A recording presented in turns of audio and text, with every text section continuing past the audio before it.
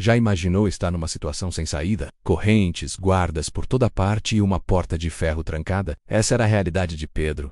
Vamos mergulhar nessa história incrível para descobrir que, mesmo nas prisões mais escuras da vida, Deus pode fazer um milagre. Jerusalém estava sob alta tensão. O rei Herodes, buscando agradar a multidão, começou uma perseguição implacável contra os cristãos. O apóstolo Tiago já havia sido executado e agora Pedro estava na mira. A notícia de sua prisão se espalhou como fogo, enchendo a jovem igreja de medo e angústia. O que seria dele sem um de seus líderes mais corajosos? O futuro parecia sombrio. Lá estava Pedro, no coração da fortaleza mais segura da cidade. Ele não estava sozinho, na cela. Dormia profundamente entre dois soldados, como se fosse um criminoso perigoso. Pesadas correntes de ferro prendiam seus pulsos, ligando-o aos guardas. Cada movimento era restrito, e além deles, sentinelas armados vigiavam cada corredor, cada porta, cada fresta. A segurança era máxima, com 16 soldados se revezando para garantir que não houvesse a menor chance de fuga.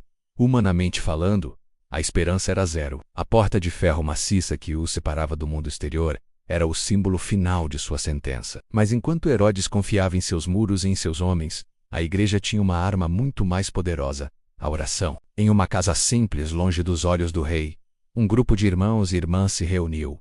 Eles não dormiram. Em vez disso, dobraram os joelhos e clamaram a Deus com uma intensidade que só o desespero pode gerar. Cada oração era um apelo fervoroso pela vida de Pedro. Eles não sabiam como, mas acreditavam que aquele que ressuscitou Jesus dentre os mortos também poderia libertar seu servo. E então, no meio da noite mais escura, a resposta veio de forma espetacular. Uma luz celestial, tão brilhante que parecia rasgar a escuridão da masmorra, inundou a cela de Pedro. Ao seu lado, surgiu um anjo do Senhor. Pedro, exausto, continuava dormindo. O anjo precisou toquelô no lado para despertá-lo. Com uma voz firme e urgente, ele ordenou: "Levanta-te depressa." No mesmo instante, como se derretessem, as correntes simplesmente caíram de suas mãos. Pedro se levantou, ainda meio dormindo, completamente confuso. Ele seguiu o anjo, vestindo sua capa e calçando suas sandálias, mas sua mente não conseguia processar. Parecia um sonho, uma visão. Ele passou pelos primeiros guardas, depois pelos segundos, e ninguém pareceu notá-los. Era como se fossem invisíveis. Finalmente chegaram à grande porta de ferro que dava para a rua. Sem chave, sem esforço, a porta se abriu sozinha, rangendo sobre seus eixos para dar passagem ao prisioneiro de Deus. Quando pisaram na rua fria da cidade, o anjo desapareceu tão subitamente quanto apareceu. Foi a Soentu, sentindo o ar da noite e vendo as estrelas acima, que Pedro caiu em si. Não era um sonho. Era real. Ele sussurrou para si mesmo, maravilhado: "Agora sei, com certeza, que o Senhor enviou o seu anjo e me livrou das mãos de Herodes." Com um coração batendo acelerado de adrenalina e gratidão, Pedro correu pelas ruas silenciosas de Jerusalém. Ele sabia exatamente para onde ir.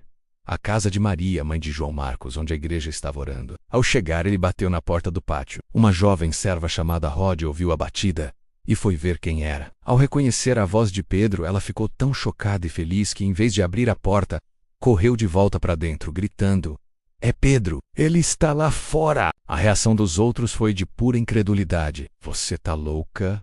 disse Ananías. Para eles, era mais fácil acreditar que era o anjo de Pedro do que o próprio Pedro em carne e osso. Mas a batida na porta continuava, insistente. Finalmente, eles foram abrir, e ali, diante deles, estava o homem por quem tanto oravam. O impossível havia acontecido. Um silêncio de espanto tomou conta da sala, seguido por uma explosão de alegria e louvor.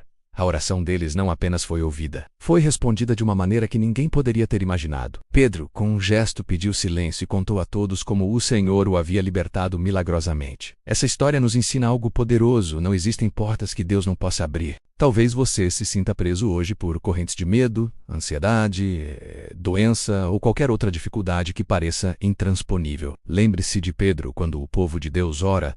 Anjos são enviados e portas de ferro se abrem. A sua situação não é o fim da história. Confie, porque o mesmo Deus que libertou Pedro está pronto para agir em sua vida. Se essa mensagem tocou seu coração, compartilhe com alguém que precisa de esperança. Deixe seu like e se inscreva no canal para mais histórias de fé que transformam. Obrigado por assistir e até a próxima.